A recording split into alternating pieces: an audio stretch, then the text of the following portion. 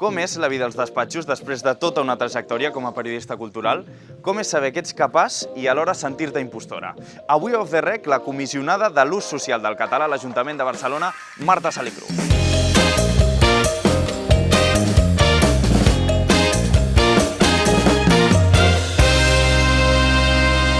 Marta Salicru, què tal, com estàs? Molt bé, bon dia. I benvinguda a Off the Rec, però també ens has donat la benvinguda, a més en un espai com aquest aquí a l'Ajuntament de Barcelona. Escolta, encara imposa una mica tot això, perquè clar, he entrat aquí i això és espectacular. Jo que porto 6 mesos a la casa, m'imposa cada dia. Descobreixo nous racons, vitralls, capelles, o sigui, tinc moments Stendhal cada moment, la veritat. Em convoquen en una sala de reunions, i de sobte hi ha un tàpies gegant. Jo em faig selfies davant del tàpies, em vaig fer un selfie perquè és com aquests moments de no em puc creure que estigui aquí. Clar, et desconcentra fins i tot a vegades de la reunió, no? El dir, ostres, tot això que hi ha aquí al voltant. Bé, això és la cosa curiosa, que d'alguna manera, malgrat tot, hi ha com una... no sé, suposo que potser també el fet que imposi tant, d'alguna manera, ajuda a entendre la seriositat de la feina que vens a fer i per tant, t'ajuda a centrar-te. És una mica també a creure't realment la importància de la feina que estàs fent. Clar, ara en parlarem també d'aquesta feina i del que estàs fent aquí a l'Ajuntament, però clar, hem de dir que ara mateix estem a la Sala de Bon Govern, en un lloc en el que tots aquests murals que veiem aquí són de Josep Obiols, que de fet serveix una mica per explicar el que fas tu, no? Perquè hi ha alguna relació aquí, no sé si ens ho pots explicar. Sí, doncs Josep Obiols, que va ser un pintor noucentista, que per tant va treballar molt en aquesta època de la renaixença de la cultura catalana, doncs, per exemple, és l'autor de la cartelleria a favor de la defensa de l'ensenyança catalana i, per tant, em semblava que era simbòlic que ens poguéssim trobar en aquesta sala que d'alguna manera connecta amb aquesta necessitat de protegir la nostra llengua pròpia, que al final és la feina que faig aquí a l'Ajuntament. Clar, diem això perquè des de juliol ets la comissionada del català d'aquí de l'Ajuntament. Exactament quines són les teves funcions? Què és el que fas com a comissionada? Doncs, com que és una àrea transversal que penja d'alcaldia, les funcions són múltiples i com que és una àrea nova, bàsicament ens les hem d'anar inventant sobre la marxa, des de vetllar perquè sobretot es respecti la normativa lingüística a l'Ajuntament de Barcelona, que es respectin els drets lingüístics de les persones catalanoparlants de Barcelona i bàsicament treballar perquè es pugui viure en català a Barcelona en un moment d'emergència lingüística, no del català, sinó d'emergència lingüística per totes les llengües que no són les llengües més parlades del món, en un moment en el qual la globalització empeny a una homogeneïtzació cultural, a un aplanament de la cultura. Això mateix que parlem sempre de les plataformes, que els algoritmes tendeixen a aplanar-ho i que tot sigui igual. Hi ha aquests arguments en el marc de la globalització que empenyen a fer creure que com més limitades siguin les opcions, com més plana sigui la cultura, com més hegemònica sigui, doncs més rendible serà, perquè amb menys podran arribar més persones. Però clar, això va en contra de la diversitat cultural, va en contra dels drets humans i doncs aquí la feina que humilment faig jo des de l'Ajuntament de Barcelona, combatre això. Clar, perquè llengua i cultura més és una cosa que va molt lligada, que és una cosa com intrínseca. Clar, i drets humans, perquè al final és que el dret a la llengua és un dret previ, perquè sense el dret a poder expressar-se en la teva pròpia llengua, això et priva de l'exercici d'altres drets humans bàsics com la llibertat d'expressió, la llibertat de pensament, la llibertat d'associació. Vull dir, has de poder exercir tots aquests drets humans bàsics en la teva pròpia llengua. Clar, deia això de la cultura, perquè estàs com a comissionada de la llengua, però tota la teva carrera té a veure això, sobretot amb el periodisme musical. I, de fet, has donat bastantes entrevistes durant aquests mesos, des que estàs aquí a l'Ajuntament de Barcelona, i em vull aturar en una en concret, que és una que vas fer al Diario Público, que per cert felicitem també l'Ona Falcó, que és qui va fer l'entrevista, perquè estava molt ben feta, però vas arribar amb una samarreta que posava "No t'entenc, soc catalana", que és una samarreta amb una frase del grup Fades, Clar, tu segueixes molt connectada a tot el que passa culturalment i sobretot musicalment aquí a Catalunya. A veure, no ho puc evitar perquè és la meva principal àrea d'interès, però també perquè crec que és necessari que precisament, si volem protegir el català, hem de visibilitzar que no hi ha una única manera de defensar el català ni una única manera de ser català o catalana. Vull dir, les identitats són múltiples i, per tant, una persona pot ser catalana, pot ser queer, pot ser d'esquerres, és a dir, no sé, hi ha moltíssimes capes. Pot ser urbana, pot ser rural, pot ser... Vull dir, les capacitats de sumar diferents capes d'identitat són múltiples i és necessari en aquest moment visibilitzar també que hi ha moltíssimes maneres de ser català o catalana i precisament de defensar la llengua. I crec que la manera com molts joves ho estan fent des d'unes maneres pròpies, alternatives, diferents, amb uns llenguatges nous, diferents a l'activisme tradicional, és un dels principals actius que tenim de cara a treballar per aquest objectiu que tenim, que és revertir el descens del català, que és un descens que, a més, ens ve per, com et deia abans, per condicions que van més enllà de la nostra pròpia realitat i que té molt a veure amb la globalització.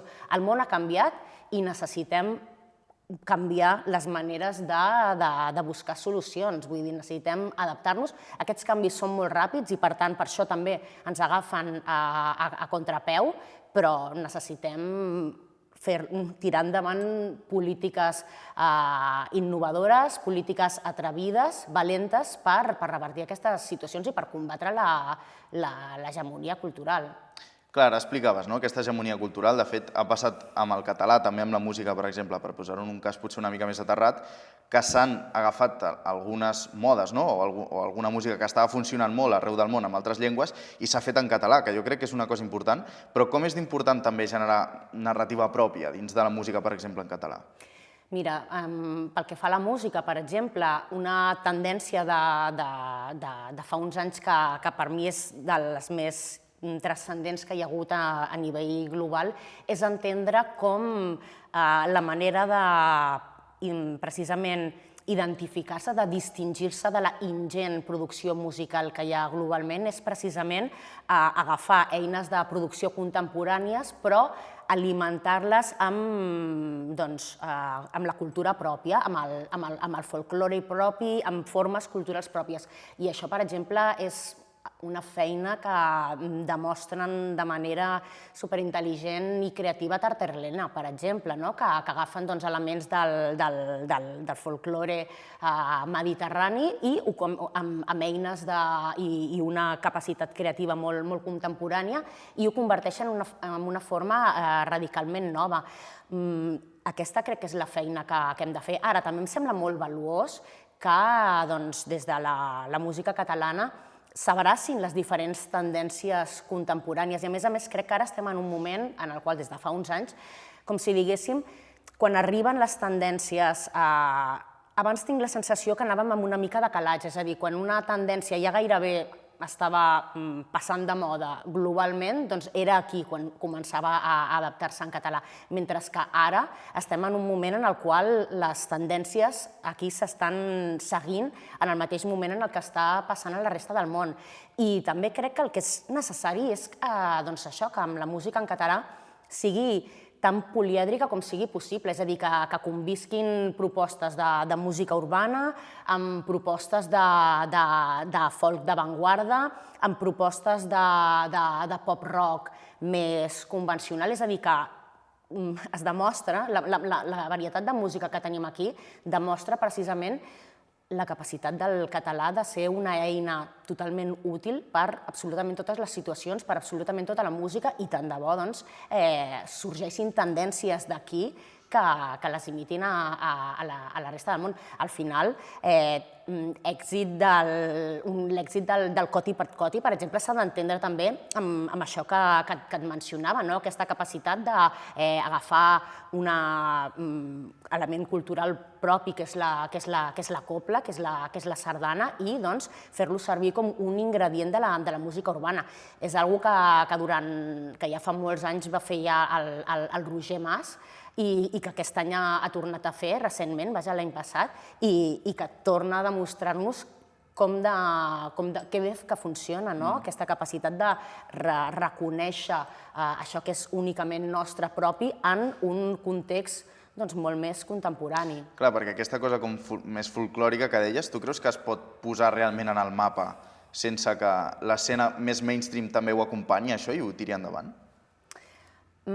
És que crec que estem en un moment en el qual hi ha cada vegada és més difícil distingir entre el que és mainstream i el que és underground, o el que marca la diferència és el suport d'una multinacional que hi hagi al darrere, però tenim fenòmens que han arribat a moltíssima gent que no han tingut una multinacional al darrere, i per tant és possible arribar a molta gent, no comptar amb uns grans pressupostos d'inversió, sinó tenir una multinacional darrere, però sí arribar a molta gent. Ara explicaves aquesta varietat també de música que hi ha i que és important que tothom estigui representat d'alguna manera, en la seva llengua i també a través de la música. Però si això ho traslladéssim a la teva llista de música que tu escoltes, aquesta varietat, diguéssim, també entraria? Vull dir, escoltes una mica de tot? Sí, jo escolto de tot.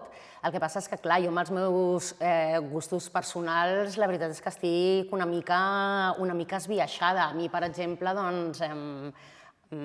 estic absolutament obsessionada amb el disc Paradís de la Júlia Colom. Tinc moltes ganes d'escoltar quan arribi el disc de la Wineta. Al final els meus gustos van cap aquí, no? O sigui, per mi, no sé, igual que hi ha hagut una Charlie XCX que ho ha canviat tot, doncs jo vull una Charlie catalana que en el meu cap pot ser la Wineta.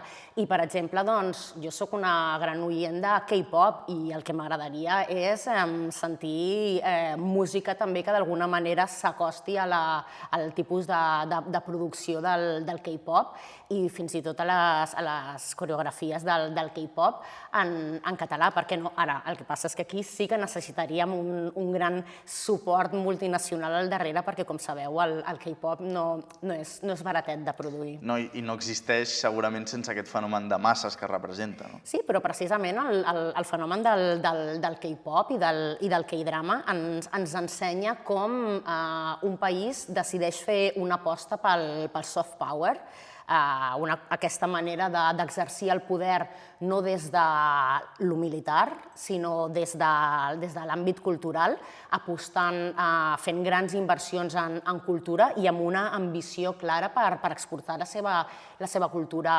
internacionalment. S'emmirallen en això en la cultura japonesa i en la qual, per exemple, també en soc molt que m'interessa moltíssim des de molt petita, i, com si diguéssim, van agafar aquest model i van doblar l'aposta i els ha sortit molt bé. I paral·lelament, ara, en canvi, estem en uns moments en els quals el gran estat, que havia estat el principal referent pel que fa al soft power, com els Estats Units, estan emprant estratègies totalment diferents i estan decidit que ara abandonen això d'aquest poder suau i llançar-se a la mà dura i a la guerra. Doncs, francament, tant de bo tots els estats entenguessin que és la cultura la gran eina per conquerir adhesions i per estendre, per convertir-se en referents. Clar, això s'ha de tenir en compte des d'aquí també, des de la posició en la que tu estàs, d'intentar a través de la cultura que tot això que expliques i que tots els valors que puguin representar també el projecte que ara mateix estàs tirant endavant, que puguin arribar el més lluny possible i que puguin arribar a tothom? És una amb molta modèstia, però és un dels objectius que aconseguim. El projecte de la Casa de la Creació Digital en català, al final busca això, o sigui, busca poder donar eines, poder donar serveis, poder donar múscul econòmic a creadors, creadores, productores, és a dir, que contribuïm a crear aquest ecosistema per augmentar el volum de contingut en català i transmetre el missatge a través d'aquests incentius que és una possibilitat, que no necessites fer contingut en castellà o en anglès. No ens oblidem de la gran presència de l'anglès en aquesta centrifugadora, aplanadora de llengües que són els continguts digitals, doncs que fent contingut en català, amb aquests incentius econòmics, amb aquests incentius de facilitats de donar eines, tant de bo convèncer als creadors i creadores que ho facin en la seva llengua pròpia. Al marge de que el volum de públic que troben a l'altra banda no pot ser el mateix que el de llengües que parlen comunitats de parlants molt superiors als nostres 10 milions, que Déu-n'hi-do, però tot i així també al final és un àmbit una mica bastant menys competitiu que si intentes competir amb comunitats de parlants molt superiors. Clar, en aquest cas és interessant la iniciativa per com pot ajudar el que tu deies, els creadors i les creadores que estan començant, però em sembla també interessant perquè compta amb molta col·laboració, és a dir, perquè tiri endavant la Casa de la Creació ha d'haver-hi molta col·laboració. Com és important això per tu també? Essencial perquè ja no només en aquest projecte en concret, però en el moment actual el que estic percebent i com a nouvinguda que això, tot just fa 6 mesos que he començat a reunir-me amb les diferents entitats que treballen a favor de la llengua i es veu, tothom coincideix en com d'essencial és treballar de manera conjunta amb aquest objectiu que tenim en comú, deixant de banda rivalitats, deixant de banda tensions polítiques o diferents famílies polítiques. És a dir, és necessari treballar de manera conjunta per aquest objectiu que tenim, que és repuntar l'ús social del català, i de la mateixa manera en el projecte de la Casa de la Creació necessitem reunir-hi el màxim d'actors essencials possibles, començant per creadors, però després productores i al final des d'aquest patronat que estem formant i que ara mateix formem l'Ajuntament de Barcelona, 3CAT, BTV, Accent Obert i Barcelona Activa, però que, sens dubte, tant de bo puguem anar-hi sumant a mesura que el projecte vagi creixent, perquè és un projecte que encara està en construcció i que la voluntat és que sigui un projecte en construcció constant, obeint també a la naturalesa d'aquests nous formats. Les regles del joc van canviant molt sovint, que també sigui un ens prou flexible per poder-se adaptar als canvis i a les necessitats de cada any. No fa tant, jo que per exemple, sobretot l'experiència que tinc en creació de contingut digital és per la meva etapa al capdavant de Ràdio Primavera Sound, va arribar un moment en què es va imposar de manera claríssima que el podcast no tenia sentit si no era videopodcast, ni que fos, ja no tant per poder gaudir del contingut de manera íntegra amb suport vídeo, amb suport audiovisual, però sí per poder donar més sortida a aquests continguts trossejat en segments de Reels o a TikTok, i per tant hi ha un moment en què s'imposa que el vídeo és indissociable també del format podcast. Doncs necessitem ser prou àgils i ser prou oberts a sumar socis i a sumar noves maneres de pensar i de repensar el projecte a mesura que aquesta realitat, aquesta nova realitat de mitjà de comunicació, aquesta nova indústria cultural vagi mutant, que els projectes que hi orbiten mutin amb ella. Clar, expliques també com la teva experiència professional prèvia pot ajudar amb alguns projectes com aquest que estaves explicant de la Casa de la Creació.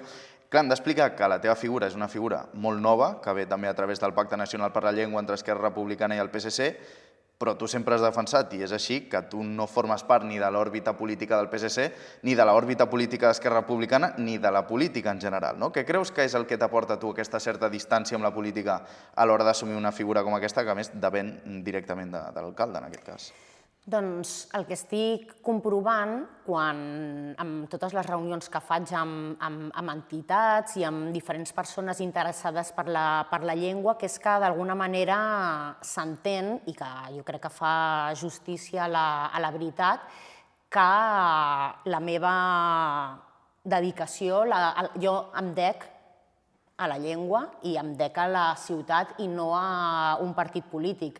I el meu objectiu no és aconseguir vots, sinó aconseguir millorar l'ús del català a Barcelona. És a dir, al final, tot i que el meu càrrec sigui polític, jo me'l prenc d'una manera tècnica i amb un objectiu concret, i aquest objectiu és treballar per la llengua. I en algun moment, el fet de no tenir experiència concreta dins el món polític, dins d'un ajuntament, per exemple, t'ha arribat a fer dubtar una mica o de sentir una mica la síndrome de la impostora?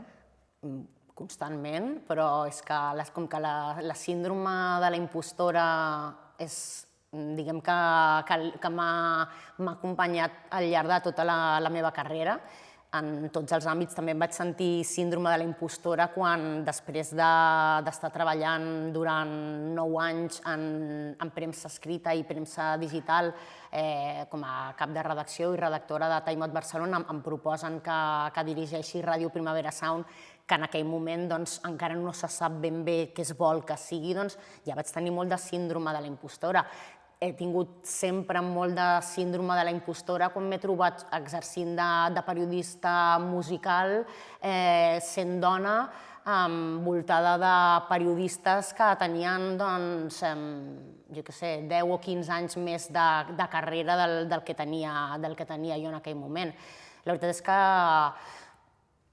no em fa por la síndrome de la impostora perquè ja estic acostumada i precisament també obligant-me a no deixar-me que m'imposi massa, al final també moltes vegades és el fet de conviure amb la síndrome de la impostora fa que d'alguna manera t'obliguis a deixar-la de banda. Al final també sempre he defensat des del feminisme amb la necessitat de conquerir espais i, per tant, m'ha semblat responsable quan m'han ofert la possibilitat d'ocupar-ne un, d'acceptar la responsabilitat amb la mateixa,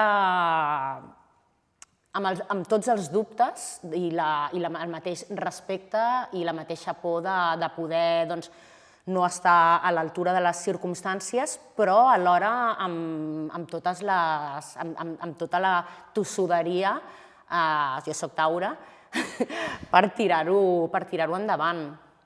Per tant, aquest punt que dius de dir que sí a coses que potser fan una mica de por, té a veure també aquest punt que expliques com d'activisme? Jo crec que sí, però també té molt de...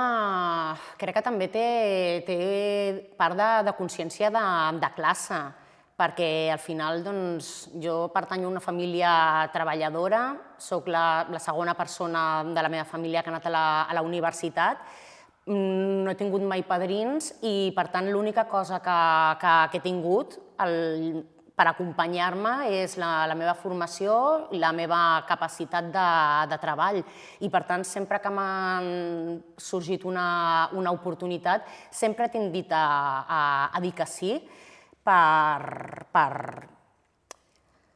perquè també he pensat que era necessari no tancar-se mai portes i la veritat és que les portes que s'han anat obrint cada vegada eren més grans i cada vegada provocaven més vertigen.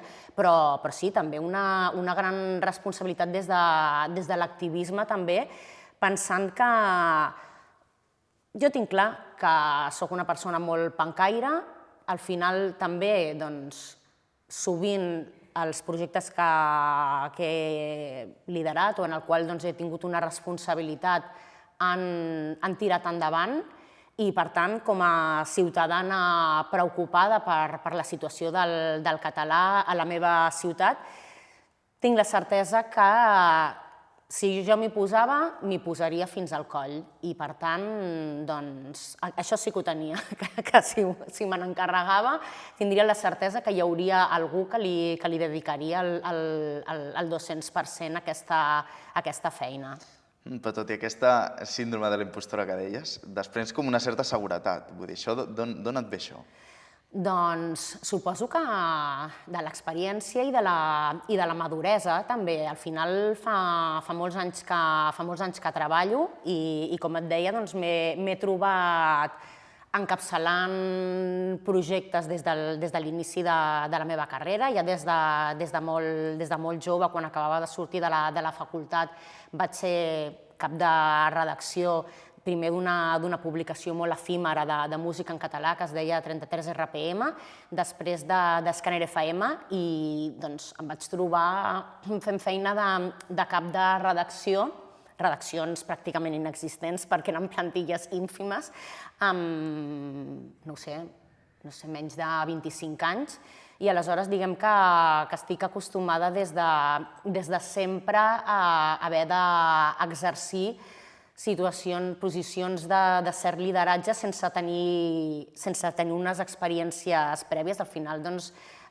jo soc llicenciada en Humanitats i en Periodisme, és a dir, que no tinc cap mena de màster en gestió d'equips, etcètera, i són feines que m'he trobat fent i al final és això, és confiança en la pròpia capacitat de treball i en la pròpia, doncs això, tossuderia que les coses surtin. Sí, aquest lideratge el tens com natural, diguéssim, una mica. No sé, potser sí. Escolta, has passat molt ràpid això que has dit Escàner FM, perquè clar, aquí passa una cosa, que és que estem parlant off the record amb una persona que té no un, sinó 2 ondes. Compartidíssims, però... Bueno, compartidíssims, però tens 2 ondes, una ràdio Primavera Sound. I he anat 2 vegades a la cerimònia dels Ondes a celebrar que projectes en els que jo treballava han guanyat. Bé, i una vegada fins i tot vaig posar a l'escenari, sí. Clar, o sigui, l'Ondes a Ràdio Primavera Sound potser és una cosa que tenim tots més present. L'Ondes de forma setmanal Ideal Total en producció de Ràdio Primavera Sound. Exactament, però és que va haver-hi un Ondes, també a Escàner FM, de fet, que era on has explicat que treballaves, que era una ràdio que també era especial perquè es podia escoltar a través d'internet, que va ser la primera, no? Sí, una ràdio online en el moment en el qual les ràdios online eren en aquell moment un fenomen molt nou. I aquest és un projecte del Vicent Argudo, que des de fa molts anys, per cert, és director de Los 40, és a dir, que és una persona que la seva carrera després d'Escàner FM se'n va anar cap a les altes esferes. El Bruno Sokolovic i el Carlos Medina, que continuen treballant a la ràdio, els envio als 3 una salutació des d'aquí, una abraçada, perquè van ser de les primeres persones que em van donar feina, que van creure en mi, i precisament ens van donar un Premi Ondes per la cobertura que es va fer de la primera edició del Festival Primavera Sound des del fòrum. Una cobertura amb unes eines molt precàries en aquell moment de trànsit pràcticament de l'analògic al digital, i que va ser una cobertura totalment de guerrilla, amb telèfons mòbils que tot just començaven a fer servir el 5G com a algo molt innovador. I sí, ens van donar un Premi Ondes. Jo he llegit que a més us anàveu donant pas per walkie-talkies. Això és veritat o no? Sí, és veritat.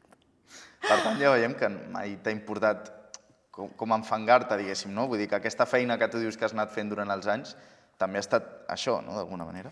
Sí, a veure, amb les meves companyes de Ràdio Primavera Sound, la Isarobo i la Clara Nervión, que ara han assumit la direcció, per exemple, sempre dèiem que al capdavant de Ràdio Primavera Sound un dia fas una estratègia, un dia fas un fitxatge, un altre dia poses cadires per fer un live i un altre dia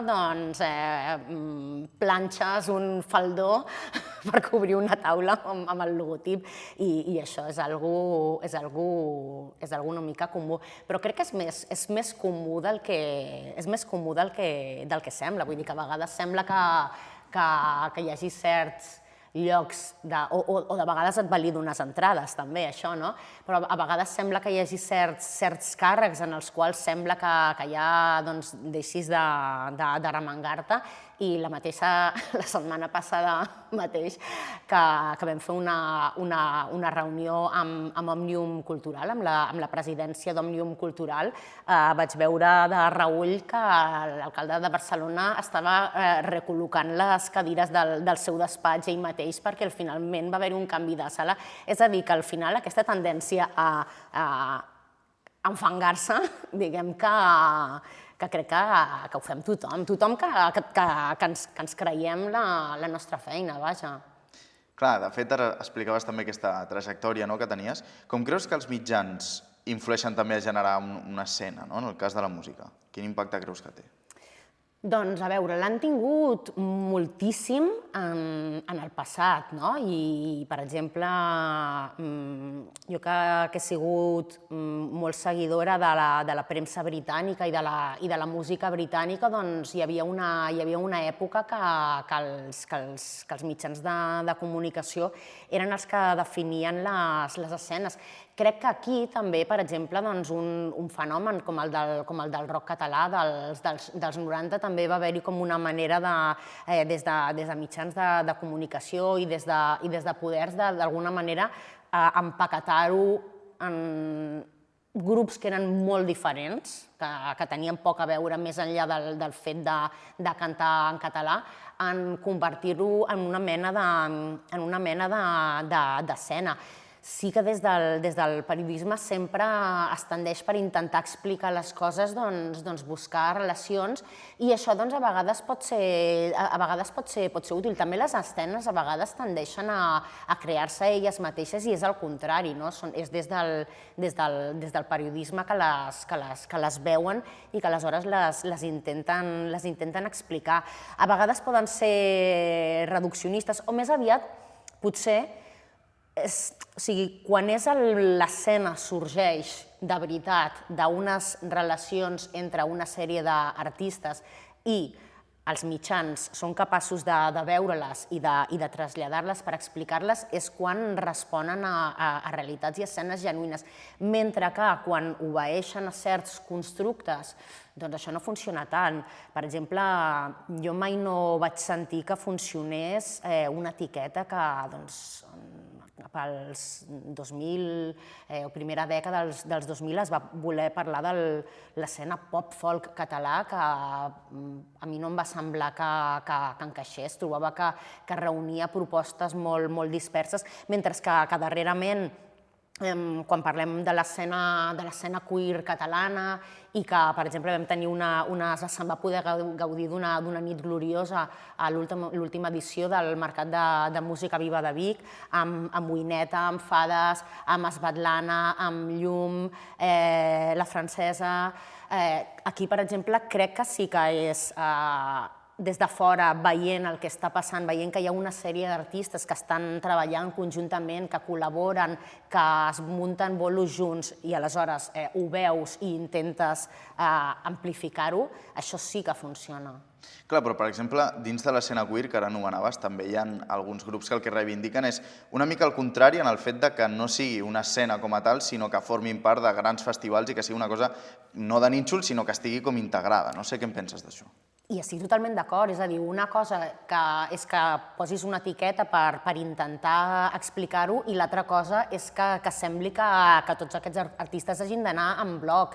En absolut, o sigui, precisament aquests són els artistes que necessites perquè hi hagi diversitat a les programacions i als públics, perquè precisament, o sigui, si busquem diversitat a les programacions, que és necessari, que a més és un exercici responsable, i vull dir que els programadors necessiten fer, els programadors i les programadores necessiten fer programacions que siguin paritàries, i que siguin paritàries vol dir que hi hagi igualtat entre homes i dones, que hi hagi moltíssima representació també de persones queer, però a més és que això és el que necessitem si volem que els públics siguin diversos. Si no, ens trobem de nou amb aquesta homogeneïtzació que no fa bé a ningú.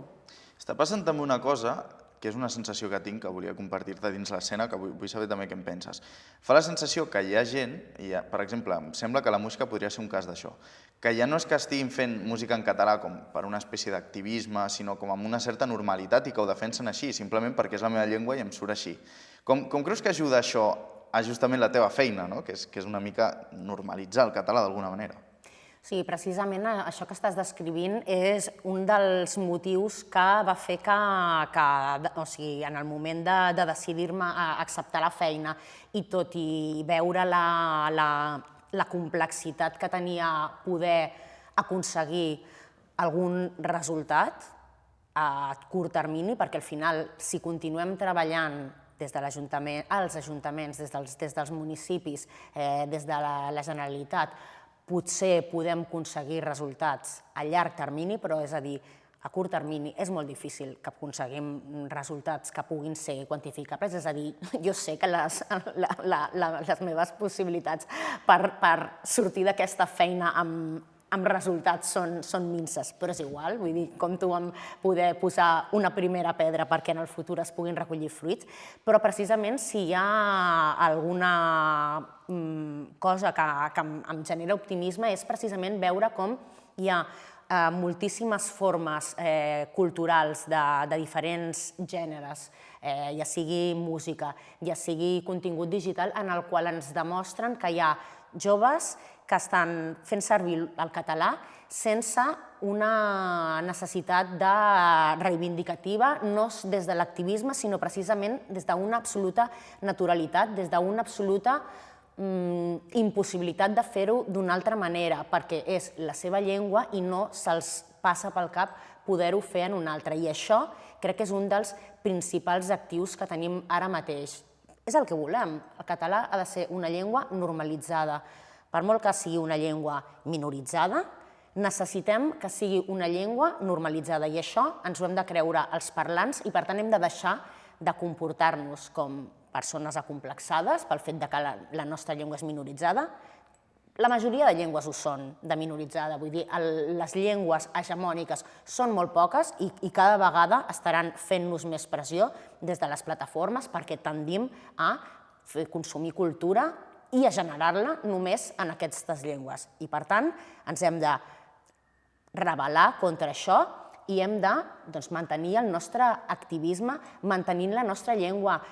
A Barcelona hi ha un 70% de persones que afirmen en enquestes que entenen el català i fins i tot que el poden parlar. 80 que l'entenen i 70 que el poden parlar.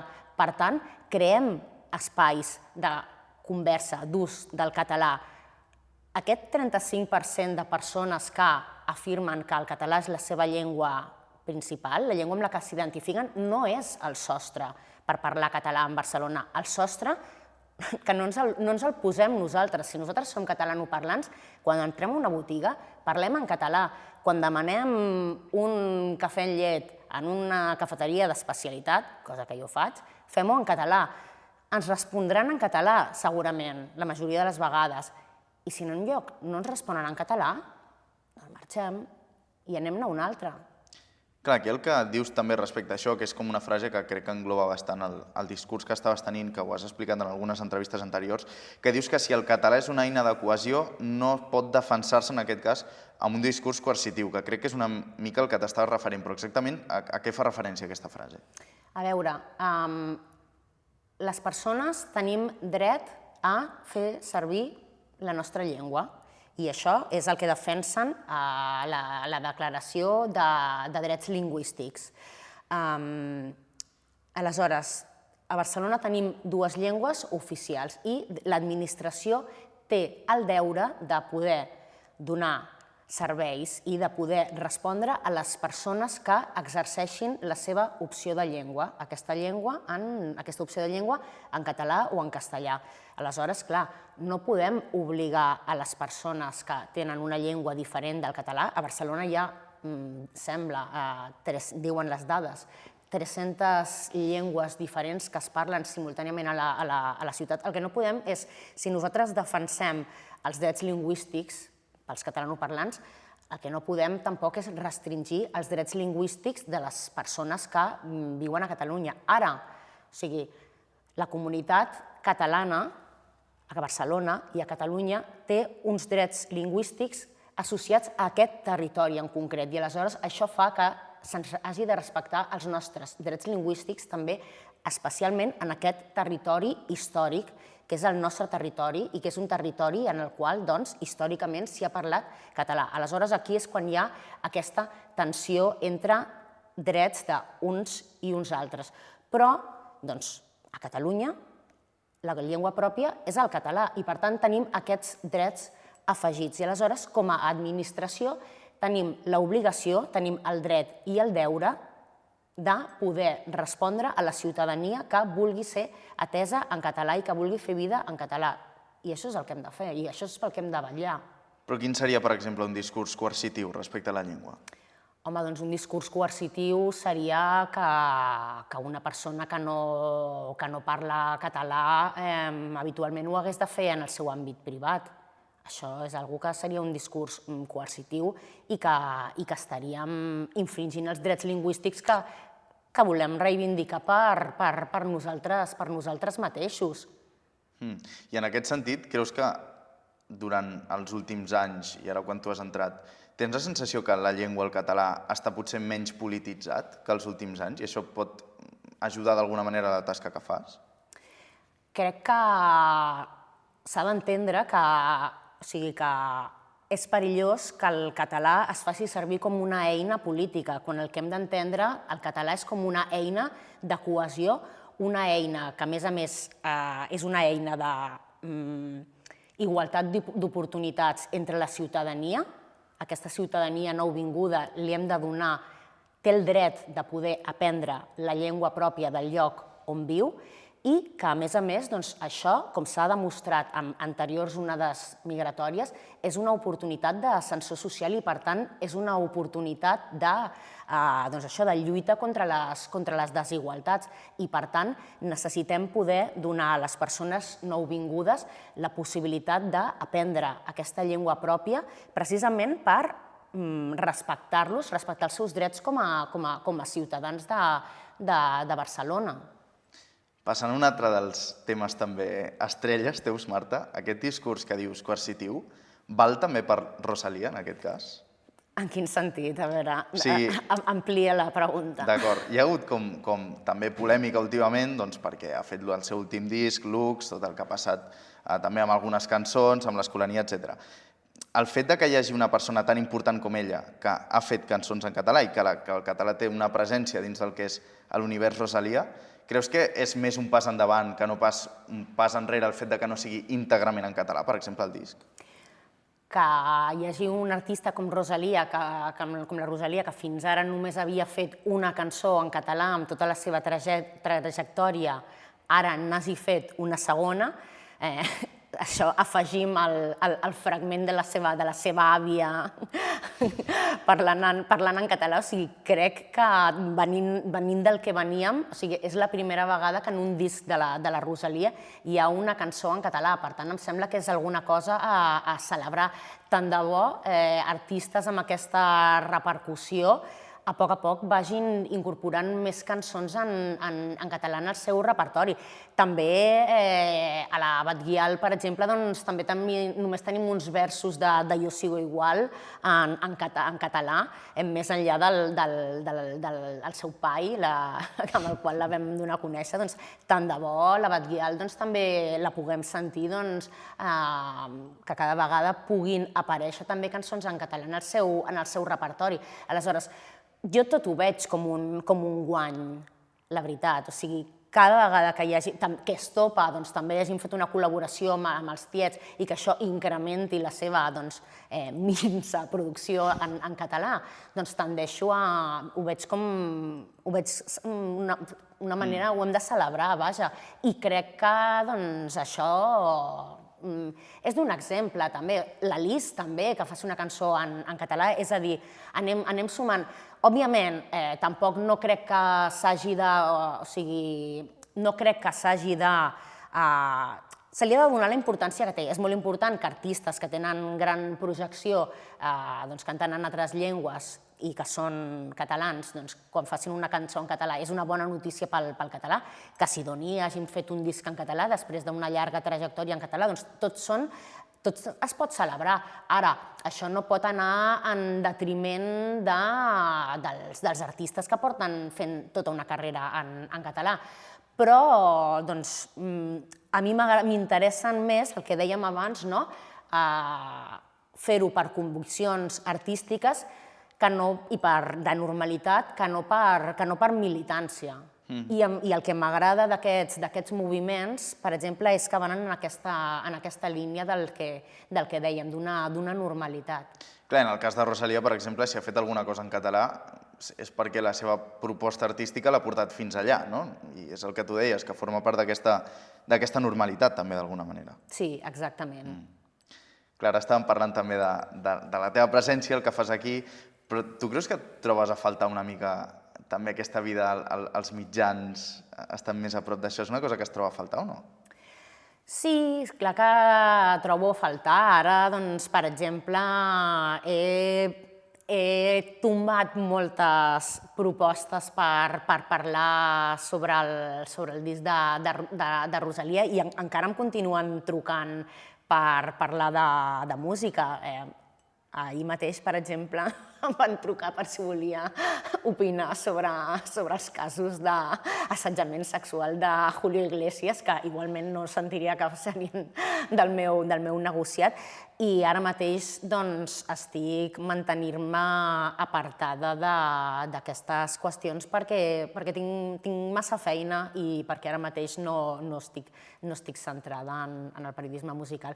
Tot i que també, per exemple, vaig poder votar als Premis Enderrock, és a dir, diguem que vaig mantenint-me una mica activa com puc, de perfil baix. Clar, la vida aquí és molt ocupada, entenc, no? Vull dir que hi ha moltes coses a fer. És que hi ha moltíssima feina i com que l'àrea que estic creant, és que clar, s'ha de crear de zero una estructura que això és el que permetrà que la feina a favor del català, de promoció del català, sigui sostinguda en el temps, que és el que necessitem, crear estructura, crear una àrea, i realment és molt absorbent. I, a més, això, em sento una mica com gairebé irresponsable dedicant el meu temps a altres qüestions ara mateix. Al final, ara soc una treballadora pública i em dec a la ciutadania, que és la que paga el sou, i em sento obligada a dedicar tot el meu temps a aquesta feina que estic fent ara. I mira que jo sóc la reina del sí a tot i del multitasking i del, ara ho diré en castellanisme, ho sento, pluriempleo, no sé si tenim aquesta, perquè més com que era una paraula franquista, aquesta, això del pluriempleo, però vull dir que he sigut una persona que he compatibilitzat les meves feines de dedicació exclusiva amb feines ocasionals com a periodista, però ara mateix estic totalment en dedicació exclusiva a la promoció del català a Barcelona. Clar, i a més segurament és un repte il·lusionant pel que deies, perquè això s'està construint des de zero, no? Sí, això és una cosa que me n'adono i que no era conscient, que sí, que crec que m'agrada aquests reptes de construir projectes des de zero. Aprendre-ho tot de nou és una cosa que m'agrada molt, que m'estimula molt, que sense ser una persona que s'avorreixi amb el que està fent, perquè com que sempre quan estic fent una feina tendeixo a posar-hi tots els sentits. Sí que en les ocasions que m'ha passat que de sobte han picat a la porta proposant-me una oportunitat totalment diferent, de sobte he començat a sentir que, ostres, que potser el que estic fent, el que feia fins ara, ja ho tenia bastant per la mà i que de sobte se m'obria una oportunitat d'aprendre un univers de tasques i de talents totalment diferent i això m'estimula molt. Clar, tu entendries la vida sense aquests reptes constants? És que no m'ho he plantejat mai així, però mirant cap enrere sembla que em costa una mica estar-me quieta, tot i que al final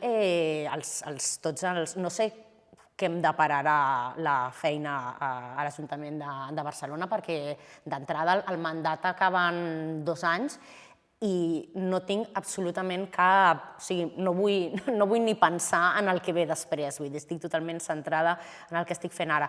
Però en les meves anteriors etapes han estat etapes prou llargues. Vaig estar 6 anys dirigint Ràdio Primavera Sound i a Time Out Barcelona l'etapa va ser de 9 anys i la meitat del temps, 9 anys o 11 anys, sempre m'estic fent una mica d'embolic, i la meitat del temps com a cap de redacció. O sigui que al final sóc algú que he tingut el privilegi de poder estar temps en els projectes i fer una contribució, si més no, dilatada en el temps per poder-los fer créixer o per poder contribuir a la seva transformació. Clar, i ara estem ja arribant al final de l'entrevista, més en aquest lloc tan maco. Ara mateix, per exemple, per endavant, en el dia, perquè ens ho puguem imaginar, quines coses t'esperen, per exemple, avui? Doncs avui tinc un dia bastant tranquil, la veritat, o sigui que podré tenir un dia de despatx tranquil, però, per exemple, aquesta setmana participo a les segones jornades de política municipal que organitza la Conselleria de Política Lingüística i hauré d'explicar la proposta de política lingüística municipal de Barcelona. Després, doncs, em reuneixo amb personalitats, persones, entitats del sector de manera més o menys tangencial, des d'entitats que treballen de manera exclusiva amb la llengua o d'altres que, per exemple, tinc pendent que estem agendant trobada amb el Calasar argentí, que estan fent classes de català per persones de la seva comunitat. També, a vegades, em trobo amb persones de diferents institucions. Faig moltes reunions d'aquestes que després em passo el dia encadenant reunions i després no em queda el temps de treballar en reunions. També m'encarrego de respondre a la sindicatura de greuges i de prendre nota de les seves recomanacions quan hi ha hagut una vulneració lingüística dels drets d'una persona, d'algun dels ciutadans de Barcelona. Sí, que estàs enfeinada. Sí, i moltes feines diferents. La veritat és que m'obliga a fer petites parcel·les d'àrees diferents i que a vegades abans d'una reunió haig d'anar a revisar notes anteriors per poder aterrar perquè això, en algun moment estic parlant d'això, de drets lingüístics, en un altre estic treballant per una àrea, alguna acció vinculada amb el món editorial, en un altre ho estic fent per incidir en el comerç. Doncs Marta Salicru, moltíssimes gràcies per visitar-nos a South of Rec. El que passa és que encara queda una cosa, que és que jo porto una gravadora per aquí, sempre li demanem als convidats que ens expliquin alguna cosa que mai hagin explicat públicament. Pot ser el que tu vulguis, que ens facis un petit off the record, i això, doncs no et preocupis que quedarà entre tu i jo, No sortirà l'entrevista ni res, com has pogut comprovar en altres capítols. Tens una idea de què és el que ens vols explicar? Sí, la veritat és que sí, perquè he fet els deures. A veure, faré una mica de trampes. Com a persona de la comunicació, diguem que donaré una informació nova en un fet que he explicat anteriorment, però que crec que tampoc no és tan conegut i que, si més no, té certa gràcia. Doncs, tot i que fa 6 mesos que treballo a l'Ajuntament de Barcelona, no és la primera vegada que em poso al servei de la meva ciutat, perquè el 1992, quan tenia 12 anys, vaig participar ballant a la cerimònia d'obertura dels Jocs Olímpics de Barcelona 92. I això, doncs, quan va fer els 25 anys, crec, vaig penjar... Clar, penseu que era una època zero digital, conservo molt pocs records d'aquella època, quan es van fer els 25 anys. Em vaig fer una foto i la vaig penjar en Instagram amb el vestit d'ocell, que jo vaig tenir la sort de dir hola a tot el món al ritme d'una fanfàrria de Carles Santos, i el que explico, això sí, off the record, en confiança, és que si veieu el vídeo es veu que arribo tard a la marca. Jo estic a sota de la L, a la part de baix de la lletra L que deia hola, i veureu que n'hi ha 2 que arriben una mica tard. Jo en soc una d'elles. Espero no arribar tard amb el català, també. No, home, no, això segur que no. No et preocupis, que l'anècdota queda entre tu i jo. Gràcies. Marta Salicru, moltes gràcies. A tu, Jon.